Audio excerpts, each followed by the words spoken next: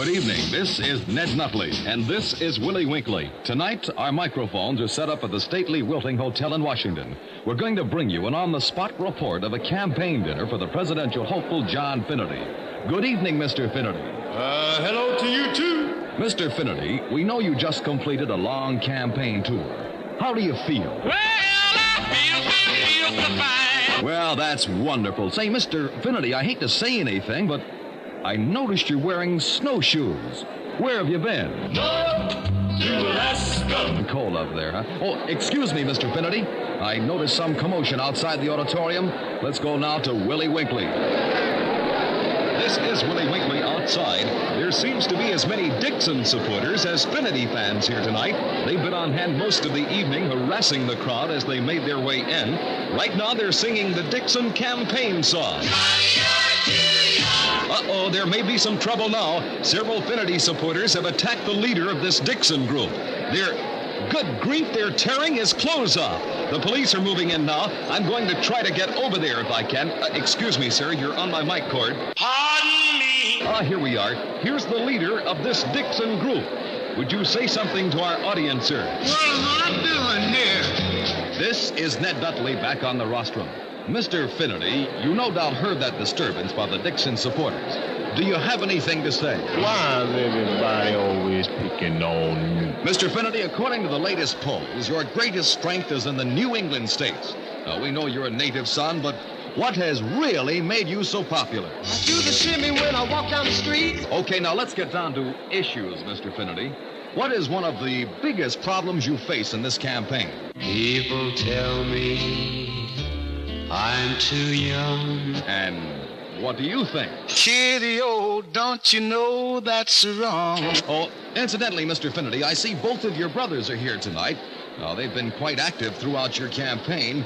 Is there anyone else back home that's carrying the Finnerty banner? Yeah, you should see my little sister. And what has she done to help your campaign? She wore an itsy-bitsy teeny-weeny yellow polka dot bikini. Mr. Finnerty, we're going to let you go, but just one or two more questions. If you're elected, how do you plan to spend most of your time? And looking at the election realistically, what do you do if you lose? You go downtown to the pawn shop and get yourself a pistol. Thank you, Mr. John Finnerty. This is Ned Nutley on the rostrum. And this is Willie Winkley on the wagon. We're on our way across town to attend a rally for the other candidate for president, Nick Dixon. We'll be back in just a moment.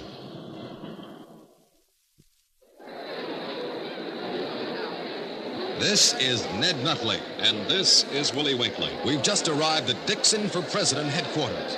And I'm going to try to get to the podium to talk with Mr. Dixon. Excuse me, young man.